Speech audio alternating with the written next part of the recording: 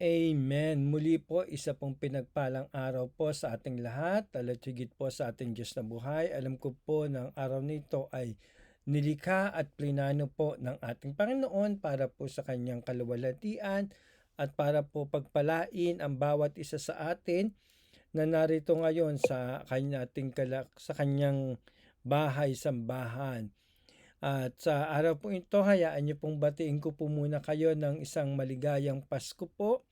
Ang Pilipinas po ang may pinakamahabang Pasko sa buong mundo. Nagsisimula po ito sa buwan ng Setyembre. Kaya hayaan niyo pong batiin ko kayo ng isang maligayang Pasko at naway magkaroon po tayo ng isang masaganang bagong taon. Ang pag-aaralan po natin sa buwan ng Setyembre ay pinamagatang Back to the Basic, at ang pag-aaralan po natin ngayon sa araw na ito ay tungkol po sa pananalangin. Kagaya po ng binasa kanina, ang ating pong teksto ay sa Aklat ng Mateo 6, Kapitulo 5 hanggang 15. At bago po tayo dumako sa pag-aaral ng salita ng ating Panginoon, tayo po ay humingi ng gabay at patnubay sa ating Panginoon. Tayo pong lahat ay pumikit, manalangin sa ating Panginoon. Aming Amang Banal na makapangyarihan sa lahat, pinupuri ka po namin at pinasasalamatan sa araw na ito, Panginoon. Tunay nga po, Panginoon, na napakabuti mo sa bawat isa sa amin, Panginoon, bagamat ang bawat isa po ay nakaranas ng mga pagsubok, ng delubyo. Ang aming bansa po ay nakaranas ng bagyo, iba't ibang bagyo po. Gayon din po, ang bawat isa sa amin ay nakaranas ng iba't ibang klaseng bagyo, physical man at spiritual, Panginoon. Lord, dalangin po namin, Panginoon, buksan mo ang aming puso para sa pag-aaral ng iyong mga salita sa araw na ito, Panginoon. Lord, itago niyo po ako sa inyong likuran upang hindi ang aking kahinaan na makita, bagkos ang iyong kapangyarihan, Panginoon, ang makita ng iyong mga anak, Panginoon. Hayaan niyo po, Panginoon, na mabuksan ang aming spiritual na pandinig upang marinig namin ang nais mo sabihin sa bawat isa sa amin, Panginoon, at ang aming spiritual na paningin, Panginoon, upang makita namin ang plano mo sa aming buhay, Panginoon. Lord, dalangin namin, Panginoon, ikaw ang patuloy na manguna sa amin, Panginoon, na bagamat ito po ay basic part of being a Christian, Panginoon, ay makita namin yung espesyal na mensahe mo sa bawat isa sa amin sa araw na ito, Panginoon. Lord, sa iyo po ang kapurihan, sa iyo po ang kadakilaan, sa matamis sa pangalan ng iyong anak at aming tagapagligtas, walang iba kundi si Jesus. Amen and Amen. Amen. Muli nga po, babalik po tayo doon sa basic po na kalalagayan ng ating spiritual, personal na kalalagayan natin sa harapan ng ating Panginoon. Ito po ang ipinanalangin, ito po ang binigay na mensahe ng ating Panginoon na muli nating balikan yung basic at muling ipaalala sa atin kung ano yung foundation ng ating pagiging isang Kristiyano. At nawa po, bagamat ito pong buwan na ito ay we're just going to go back to the basic, ay makita po natin yung kahalagahan ng bawat mensahe po sa isang buwan na ito. Nakita naman po ninyo sa bulletin board kung ano po yung magiging topic natin sa bawat linggo. Kung hindi po nabago yung yung schedule sa bulletin board, nakipagpalit po ako dahil ngayon po ay 3-day weekend dito sa Amerika, Labor Day po dito sa Amerika. So, in-anticipate ko na po na baka may puntahan kami, pero salamat sa Panginoon sapagkat inadya niya na makapagbigay ako ng mensahe sa unang araw unang linggo ng buwan na ito. At ang pag-aaralan nga po natin, isa sa pinaka-basic na konsepto ng pagiging Kristiyano. Hindi ka po Kristiyano kung hindi ka mananalanginin. Hindi ka po Kristiyano kung hindi ka nananalangin sa ating Panginoon. Nananalangin po tayo pagkagising sa umaga, nananalangin po tayo bago kumain, nananalangin po tayo sa bawat aspeto ng ating buhay, sa pagpasok sa mga nagtatrabaho, sa mga nag-aaral, bago magsimula yung trabaho, bago magsimula yung pag-aaral, tayo po ay nananalangin. Nananalangin din po tayo bago tayo pumikit, bago tayo matulog upang kung hindi man tayo magising, di man tayo bigyan ng bagong buhay ng ating Panginoon, ay alam natin na nakaangkla sa Panginoon ang ating buhay. So, pag-aaralan po natin yung basic things about prayer. At ang pagbubulay-bulayan po natin ay matatagpuan nga po sa Aklat ng Mateo, Kabanata 6, Kapitulo 5 hanggang 15. Sabi po dito sa Kapitulo 5, kapag nananalangin kayo, huwag kayong tumulad sa mga mapagkunwari. Mahilig silang manalangin nakatayo sa mga sinagoga at sa mga kanto upang makita ng mga tao. Tandaan ninyo, tinanggap na nila ang kanilang gantimpala. So kung mananalangin po tayo, sabi po dito, let us be mindful and purposeful in our prayers. Ano po ba yung dahilan natin? Ano po ba yung motibo natin para manalangin? Ang iba po sa atin, nananalangin sa umaga upang magpasalamat sa bagong buhay, sa bagong kalakasan, at ialay yung buong araw na naway maging patnubayan sila ng ating Panginoon. Ang sabi po dito, huwag kayong tumulad sa mga mapagkunwari, di ba? So, yung mga pakitan tao lamang yung pananalangin. Bagkus manalangin tayo na mataimtim yung pinapanalangin natin. Alam natin kung ano yung pinapanalangin natin. Di po ba? Alam natin at sinusunod natin yung plano ng ating Panginoon sa ating pananalangin. Diba sabi nga natin, ang pananalangin is a two-way conversation sa ating Panginoon. Nagsalita ka sa ating Panginoon, maging sensitive ka doon sa response ng kausap mo. Diba minsan nga tayo sasabi natin, nakikinig ka ba sa akin? Kasi parang hindi ka naman nakikinig sa mga sinasabi ko.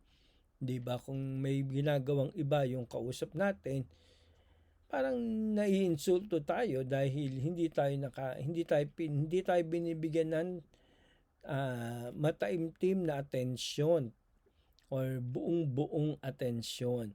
So ganun din po tayo sa pananalangin natin. Kailangan po ay maging sensitive tayo doon sa mga panalangin natin. So maging mindful tayo, isipin natin kung ano yung pinanalangin natin at ano yung kasagutan ng ating Panginoon doon sa mga panalangin natin. Parati ko nga po sinasabi, may tatlong klase ng kasagutan ng ating Panginoon. Isa yung yes, ibibigay yung plano yung nais ng ating puso ayon sa plano ng ating Panginoon. Yung pangalawa ay yes, pero may kailangang ihanda, kailangan mag-antay, may kailangang ayusin, at yung no, na hindi ito ang plano ng ating Panginoon. So kung tayo po ay nanalangin, kailangan maging sensitive tayo sa pag-aantay nung kasagutan ng ating Panginoon.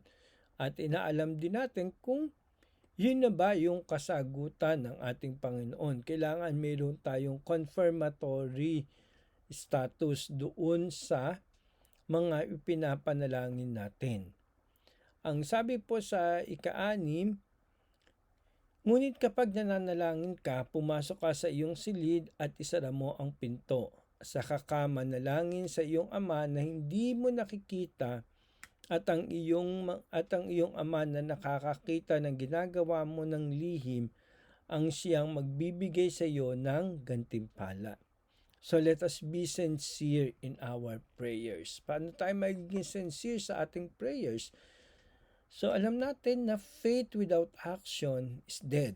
Diba ba? Hindi natin pwedeng sabihin na alam na nila yon, alam na nila kung anong gagawin nila, malaki na sila, Di po ba? Alam na ng Panginoon kung ano yung gagawin niya. Hayaan ko ang Panginoon na kumilos sa aking buhay. Oo, hayaan mo yung Panginoon na kumilos sa iyong buhay, pero kailangan din kumilos tayo. Kailangan may gawin din tayo sapagkat ang pananampalatayang walang gawa ay patay. Wala din pong silbi yung pananalangin natin kung hindi tayo sincero doon at pag sabi natin sincero, pag gumawa ka, nanalangin ka, kailangan may action ka na gagawin. Kailangan mayroong katapat na aksyon o gawa na ibinibigay mo doon sa panalangin mo. Sabi dito, di ba, isara mo yung pintuan kasi sa pananalangin natin, kailangan natin ng one-on-one discussion sa ating Panginoon. Alisin mo lahat ng mga magkaka-distract sa iyo. Alisin mo lahat yung makakasira ng focus mo doon sa ating Panginoon. Ganun din po sa pang-araw-araw nating buhay. Kung tayo nananalangin, kailangan po alisin natin yung mga distraction. Ganun din sa pang-araw-araw nating buhay bilang isang Kristiyano, kailangan alisin natin yung mga distraction sa ating buhay. Anong bagay yung nagmumula yung galit mo? Anong bagay yung pinagmumulan ng sama ng loob mo? Anong bagay yung pinagmumulan ng kasalanan sa iyong buhay? Kailangan ay linisin natin yon, alisin natin ito sa ating buhay. So hindi lang po sa pananalangin, bantayan mo, di ba? Sabi nga natin sa isang mensahe, ay bantayan natin yung mga gateways ng ating buhay. Especially bantayan natin ang ating puso. Sapagkat ang lahat ng anumang bagay na nabubuo sa ating puso ay lumalabas at nakikita sa ating buhay. So, kailangan nating alisin lahat ng mga distractions sa ating buhay. Alisin lahat ng sources ng kasalanan sa ating buhay. At magagawa natin yon kung tayo ay may sincere na relationship sa ating Panginoon. Ano po ang sabi sa ikapitong kapitulo ng Kabanata 6, sabi po dito, sa pananalangin ninyo'y huwag kayong gagamit ng maraming salitang walang kabuluhan. Gaya ng ginagawa ng mga hintil, ang akala nila'y pinapakikinggan sila ng Diyos dahil sa haba ng kanilang sinasabi. So sabi po dito, let us be faithful sa pananalangin natin. Hindi yung sinabi mo pero wala ka namang ginawa. 'Di ba? Yun yung pagiging faithful eh. Nagtiwala ka na ito yung plano ng ating Panginoon, nagtiwala ka na ito yung gusto ng ating Panginoon. So susundin mo. 'Di ba? Kahit na parati natin sinasabi, kahit na mahirap, kung yun talaga yung plano ng Panginoon di gawin mo. Di po ba? Hindi pa pwedeng eto na kasi nakasanayan natin, ganito na kasi tayo. Paano magkakaroon ng growth sa isang iglesia, sa isang Kristiyano, kung mananatili tayo doon sa kung ano yung nakasanayan natin? And that is being faithful. Pagtitiwala natin sa ating Panginoon na little by little, babaguhin ng ating Panginoon yung mga bagay-bagay na sa tingin natin ay may igaganda pa, may iaayos pa, may ikabubuti pa doon sa kung ano yung meron tayo, di ba? Sabi dito, huwag kayong gagamit ng maraming salita na walang kabuluhan. Diba? Ano yung mga salitang walang kabuluhan? Yung mga bagay-bagay na ginagawa natin sa ating buhay na wala naman talagang kabuluhan. 'Di ba? Yung pakikipagkwentuhan natin ng walang kabuluhan, 'di ba? Nung walang saysay na pakikipagkwentuhan. Why not pag-usapan natin yung ginawa ng ating Panginoon, pag-usapan natin yung salita ng ating Panginoon. 'Di po ba? Yung pagsasayang natin ng mga oras natin. So, hindi lang po ito sa pananalangin sa pang-araw-araw nating buhay. Huwag nating sayangin yung oras natin. 'Di ba? Kung nagdanalangin ka ng paulit-ulit lang, hindi naman pinakikinggan ng Panginoon. It's a waste of time. It's a waste of effort. So, ganun din po sa atin bilang isang Kristiyano. Huwag natin sayangin yung effort natin, huwag natin sayangin yung oras natin sa mga bagay-bagay na walang kabuluhan. At alam po natin yung kung ano yung mga bagay-bagay na walang kabuluhan, kagaya halimbawa ng hindi pagpapatawad. 'Di ba? Last month, diniscuss natin yung pagpapatawad, 'di ba? Kung ikaw na lang yung nasasaktan dahil doon sa nangyari. So, it's a waste of time, it's a waste of effort. Palayain mo na ang sarili mo doon sa mga bagay-bagay na yon upang malaya makakilos at makagalaw ang ating Panginoon sa ating buhay. At ang sabi po ng ating Panginoon, hayaan natin yung ating Panginoon ang maggumanti para sa atin. Magpakumbaba tayo at magpasakop sa plano ng ating Panginoon. Minsan mahirap pero kailangan nating gawin. Sabi po sa ika-8 kapitulo, huwag ninyong silang tularan. Alam na ng inyong Ama na nasa langit ang inyong kailangan bago pa ninyo ito hingin sa Kanya. So kung mananalangin ka, expect na may gagawin ang ating Panginoon. When you expect, be sensitive, di ba? Baka ito na yung gawa ng Panginoon. Baka ito na yung plano ng ating Panginoon. So be sensitive sa banal na Espiritu Santo. Be sensitive doon sa mga nangyayari sa paligid mo. Hindi tayo pwedeng magdahilan sa ating Panginoon, sa harapan ng ating Panginoon na kasi ganito, kasi gano'n naman siya talaga, kasi hindi ko talaga siya makasundo, kasi matanda na siya, or kasi ewan ko ba kung ano nangyayari, di ba? Let's be accountable doon sa lahat-lahat ng ginagawa natin, sinasabi natin, iniisip natin. Accountability is a big word pagdating sa pagiging Kristiyano. Let's be accountable for all those actions, for all those things na sa tingin natin kung nakasakit tayo sa ating kapwa, then dapat pag-isipan natin kung paano natin aayusin yung ating relasyon. Kung sa tingin natin may mali tayong nagawa, pag-isipan natin, hingin natin ang tulong ng ating Panginoon na kung ano ang tamang solusyon. At when God speak, we have to listen. We have to adhere. Sumunod tayo doon sa plano ng ating Panginoon. Sapagkat alam niya kung ano yung nararapat para sa atin. Diba? Sabi natin, walang saysay yung pananalangin natin everyday kung hindi naman tayo umaaksyon. Walang saysay yung paulit-ulit na pananalangin natin sa ating Panginoon kung wala tayong ginagawang solusyon. Sabi nga, di ba, nasa Diyos ang awa, nasa tao ang gawa.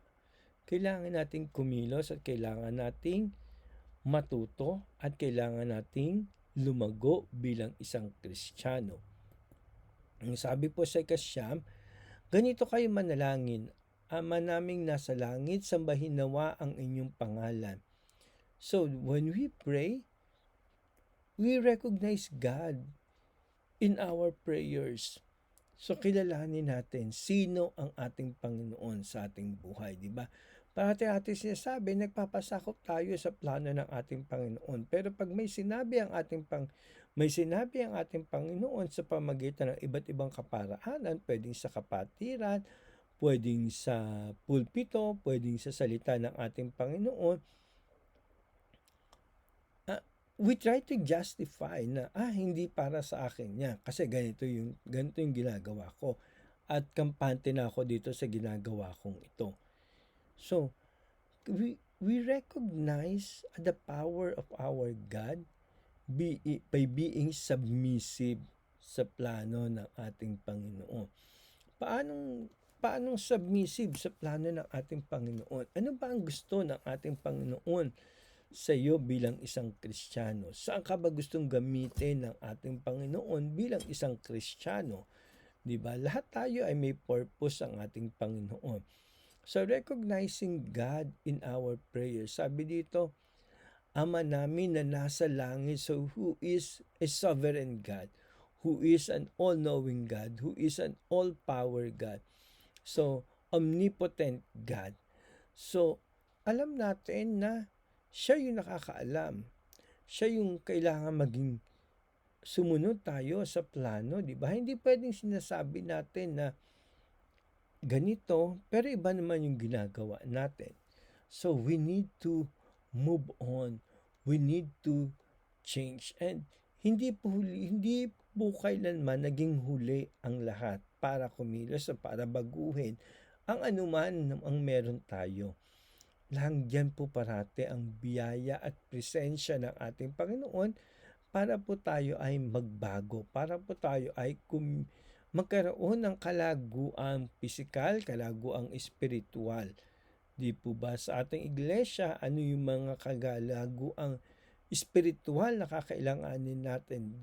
Kaya po tayo bumabalik sa basic kasi nakita po ng ating leaders na maraming kakulangan sa atin sa pananalangin. So, gaano ba kahalaga ang pananalangin? Sa pananalangin po ay hindi lang po ito basta nanalangin ka. It accompanies it flows doon sa spiritual growth natin.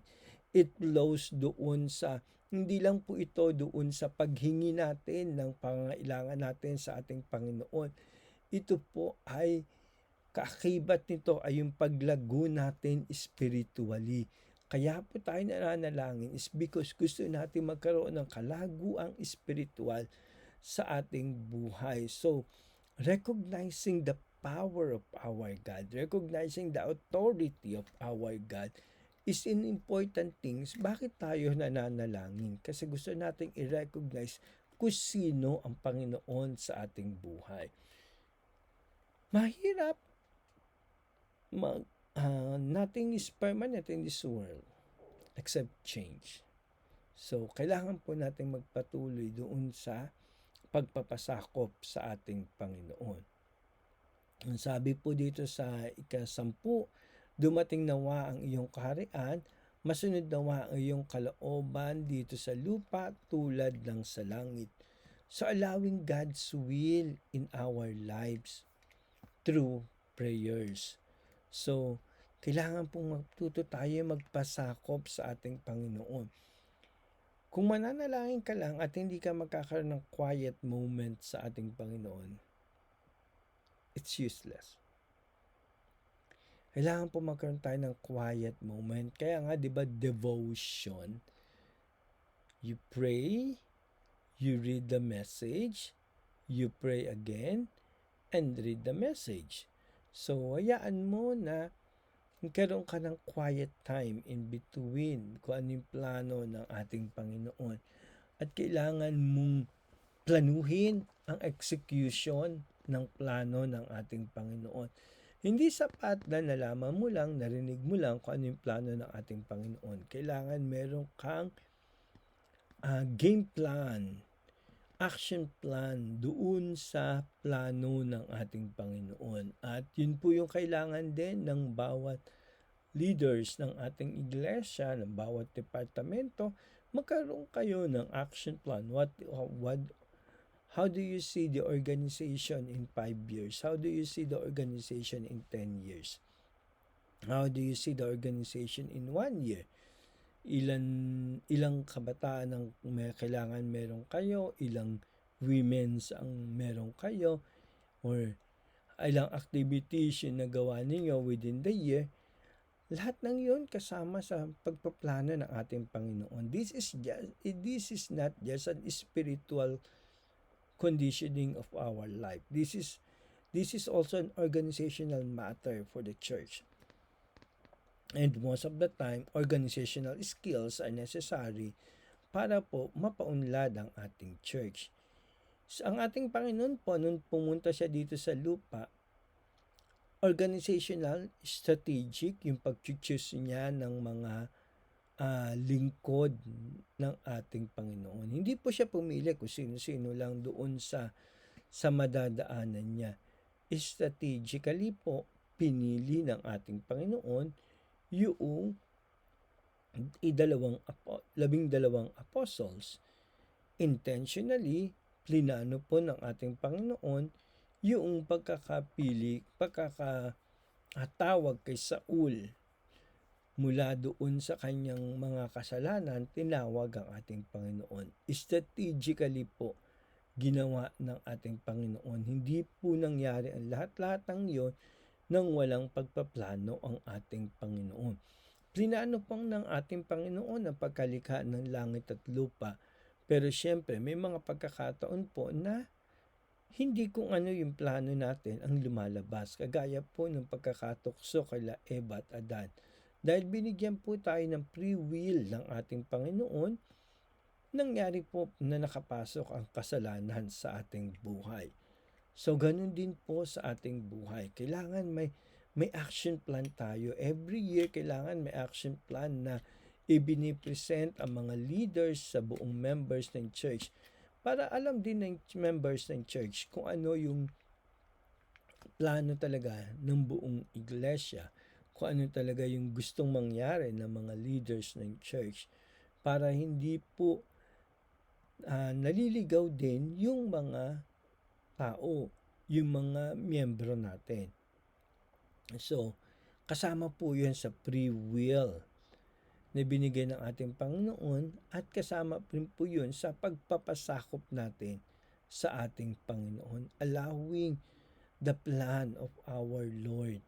Diba? Masunod nawa ang iyong kalooban dito sa lupa tulad ng sa langit. So, kung ano yung mga plano.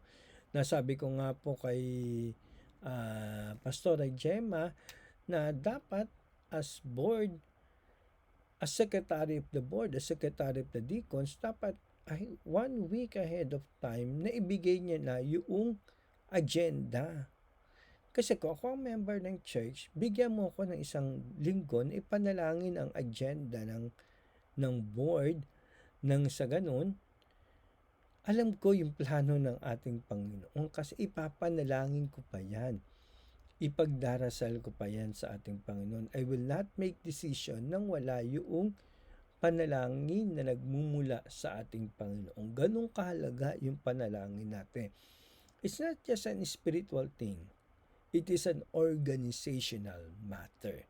Ang prayer po, it's not just an spiritual aspect of our life. It is an organizational aspect of our life as well. Sabi po sa 11, bigyan mo kami ng aming pagkain sa araw-araw. Let us be blessed in our prayers. Hindi lang po physical blessings, pero yung blessings na makasama natin ang ating Panginoon, ang presensya ng ating Panginoon, it's a blessing na po na meron tayo. Yung makasama, di ba nga, minsan makasama mo lang yung taong crush mo, kinikilig ka na. Makasama mo yung idolo mo, makasama mong magpa-picture yung idolo mo, tuwan-tuwa ka na.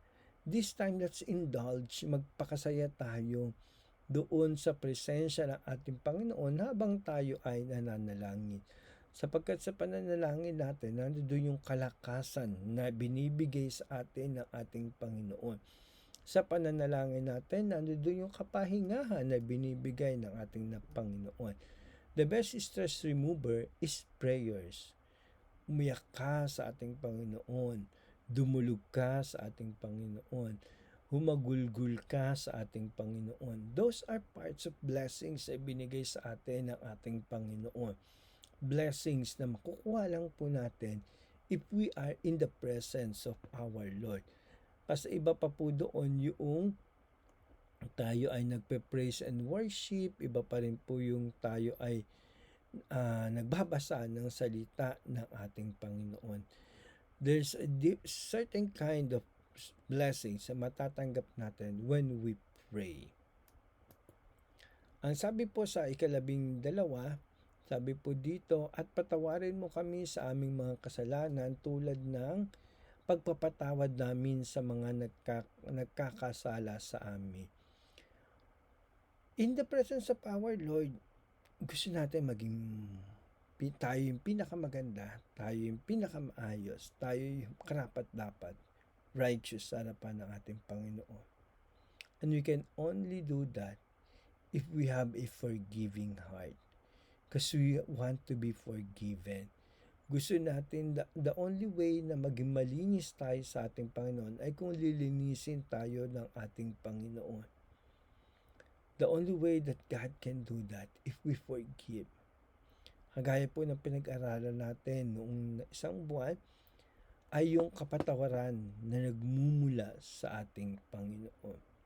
Hindi po madali. Pinag-aralan nga po namin sa church na the unforgiving heart is a stronghold of the enemy. Hayaan po natin, iiyak po natin, idalangin po natin sa ating Panginoon na tayo po ay palayain doon sa stronghold na yon. Kung meron pa po tayong hindi pinapatawad, hayaan natin na linisin at palayain tayo ng ating Panginoon doon sa stronghold na iyon. Sabi po sa 13, at huwag mo kaming hayaang matukso, kundi iligtas mo kami sa masama, sapagkat iyo ang kaharian at ang kapangyarihan at ang kaluwalhatian magpakailanman. Amen. Let us be dependent in our prayers. Minsan, hindi ito yung plano ko, minsan hindi ito yung gusto ko, pero kung ito yung plano ng ating Panginoon, yun yung susundin ko. Diba? Kaya ka nga nananalangin kasi may gusto ka sabihin sa ating Panginoon. Kung ano yung response ng ating Panginoon, pakinggan natin. Kung ano yung plano ng ating Panginoon, pagsikapan natin na gawin kaysa magreklamo, kaysa magdahilan. Pagsikapan muna natin gawin. Kung talagang hindi natin kaya, lumapit tayo ulit sa ating Panginoon upang humingi ng gabay, kalakasan, karunungan na nagmumula sa ating Panginoon. Pinag-aralan po natin nung nakaraang buwan, yung Mateo Kabanata 16, Kapitulo 14 hanggang 15, kung saan sinasabi po na kung hindi ka magpapatawad, hindi ka rin patatawarin ng ating Panginoon. Kung hindi ka makikinig, hindi ka rin pagpapalain ng ating Panginoon. Kung hindi ka susunod, hindi ka pagpapalain ng ating Panginoon. Kung hindi ka makikinig, hindi ka rin kakausapin ng ating Panginoon. Matuto po tayo maging submissive sa plano ng ating Panginoon. Sabi po dito bilang pangwakas sa 2 Kronika 6:21, si Haring Solomon po ang nagsasalita. Pakinggan po ninyo ang inyong lingkod at ang inyong bayan tuwing kami nananalangin na nakaharap sa lugar na ito. Pakinggan ninyo kami mula sa langit na inyong tahanan at sana'y patawarin ninyo kami. Kapatid, prayer is an inevitable part of our Christian life. It's basic na kailangan manalangin tayo. Pero ang pananalangin po ay hindi lang yung pakikipag-usap natin sa ating Panginoon ay tapos na. It is tied up with our everyday life. It is tied up doon sa Christian life natin. Kung paano tayo magiging mindful and purposeful sa ating buhay, sa ating mga ginagawa, sa ating mga sinasabi, sa ating mga iniisip. Be mindful. Isipin natin, tama ba to? Kaayaan ba to sa harapan ng ating Panginoon? Ito ba ang gusto ng ating Panginoon? Ito ba ang nararapat sa ating Panginoon? Ang prayer din po ay kailangan sincero. Sincero tayo sa pagiging Kristiyano natin. Totoo tayo sa mga sinasabi natin. I will follow you, no turning back. No turning back.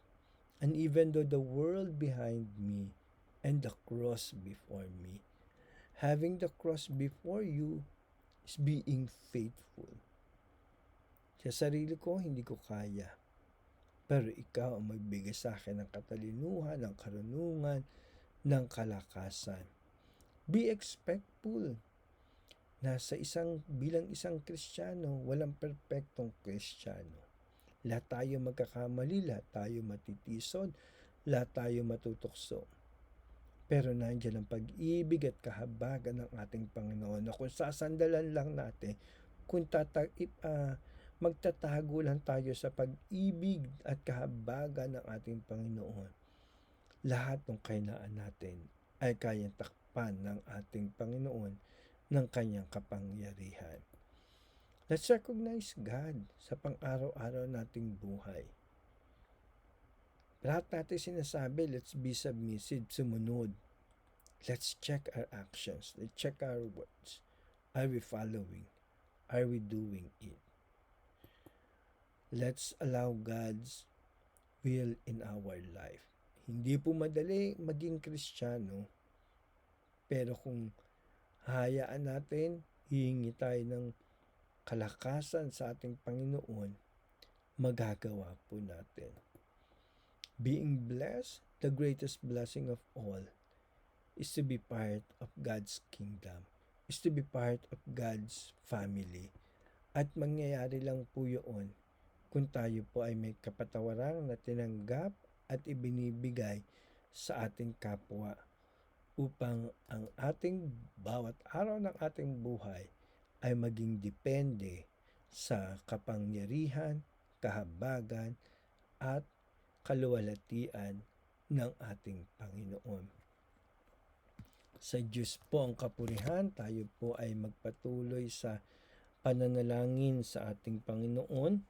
Tayo po ay magpasalamat sa biyaya at habag ng binibigay sa atin ng ating Panginoon. Tayo po ang lahat ay pumikit.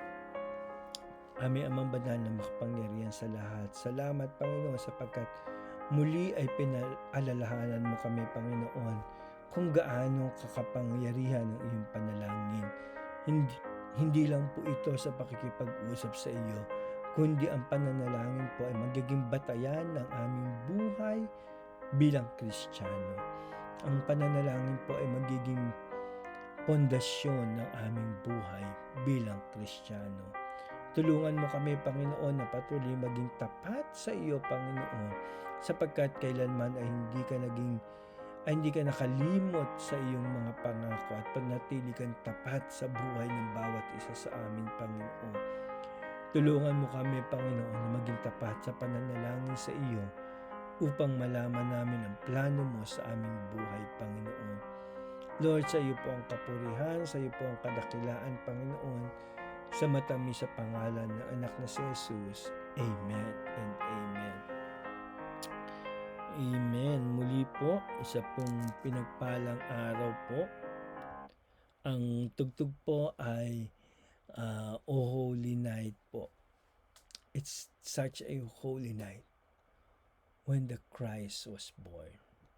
It's such a holy life na kailangan nating isabuhay sa pang-araw-araw nating ginagawa, sinasabi, at iniisip. Let's make every day a holy day in our life.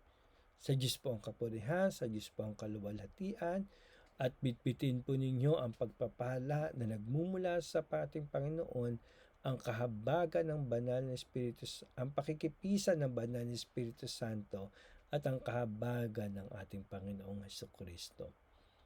Sa Diyos po ang kapurihan, maraming salamat po.